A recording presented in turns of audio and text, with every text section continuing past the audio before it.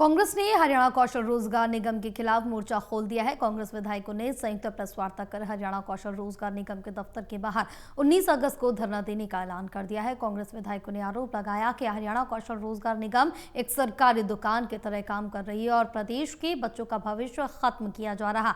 इसके साथ साथ उन्होंने पूर्व की हुड्डा सरकार की स्पोर्ट्स पॉलिसी पर मुख्यमंत्री नायब सिंह सैनी की तरफ से किए गए कटाक्ष का जवाब भी दिया। देखें रिपोर्ट। हरियाणा कौशल रोजगार निगम की भर्ती प्रक्रिया को लेकर कांग्रेस ने नायब सरकार को आड़े हाथों लिया है। कांग्रेस विधायकों ने संयुक्त प्रेस वार्ता कर हरियाणा कौशल रोजगार निगम के दफ्तर के बाहर 19 अगस्त को धरना देने का ऐलान किया है।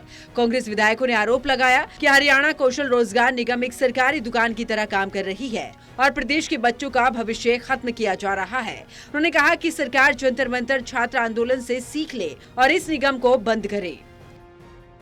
19 को धरना सांकेतिक धरना दिया जाएगा हरियाणा कौशल रोजगार निगम के दफ्तर के बाहर और उसके बाद स्टेट लेवल का होगा और उसके बाद विधानसभाओं के अंदर भी और सभी जिलों के अंदर। ये हमारे युवाओं के साथ बहुत बड़ा खिलवाड़ है। आज हमारा युवा अपराध और नशे में जा रहा है, इसी कारण जा रहा है कि आज बच्चों को रोजगार नहीं मिला। वहीं कांग्रेस विधायकों ने राष्ट्रमंडल खेलों में खिलाड़ियों को देश और प्रदेश का नाम अंतर्राष्ट्रीय स्तर पर रोशन करने की बधाई दी।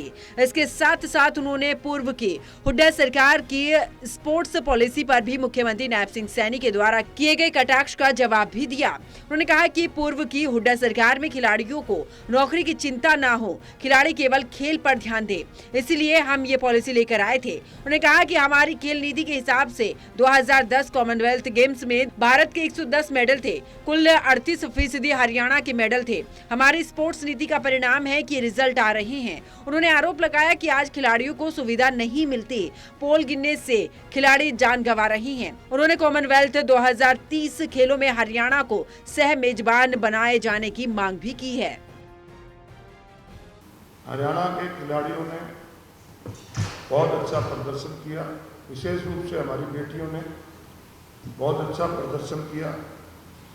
जहां पूरे देश के उन खिलाड़ियों को जो मेडल जीत के आए, कांग्रेस पार्टी की तरफ से हम बधाई देते हैं। वहीं हरियाणा के जो हमारे खिलाड़ी साथियों ने देश का गौरव बढ़ाया, उसके लिए उन्हें बधाई देते हैं। हरियाणा प्रदेश शुरू से जवान, किसान और पहलवान के नाम से जाना जाता है और अब हमारे खिलाड़ियों ने पूरे देश के नहीं विश्व के अंदर एक पहचान बनाई खिलाड़ी की। सरकार अपना स्पष्टीकरण दे कि स्पोर्ट्स बिल्स को अपनी कैलिबर को आगे बढ़ाने के लिए गवर्नमेंट की कौन सी नर्सरीज है जिसमें युवा खिलाड़ी पैदा हो सकते। उसके साथ में एचपीएम की बात करता हूं। एचपीएम की बात 2022 के अंदर आई। इन्होंने पिछले सदन के अंदर एक एम्प्लॉइज को रेगुलाइज किया, उनकी सर्विसेज प्रोटेक्ट की, क्योंकि नौकरियां मिल रही हैं तो व्यक्ति सोचता है कि चलो किसी को नौकरी मिल रही है।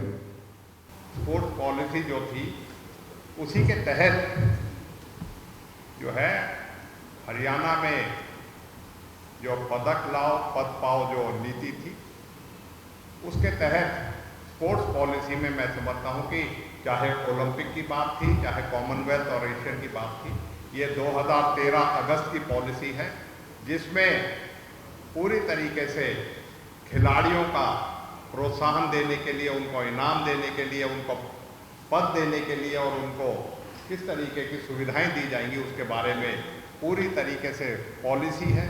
और उसी के साथ साथ जो नारे दिए गए थे उसमें तो थे ही थे, उसके साथ स्पैट भी लागू करने वाला हरियाणा देश का पहला राज्य था। बहरहाल देखना अब ये होगा कि कांग्रेस विधायकों के आरोपों का बीजेपी या सरकार क्या जवाब देती है। Anil Kumar, total news, Chandigarh.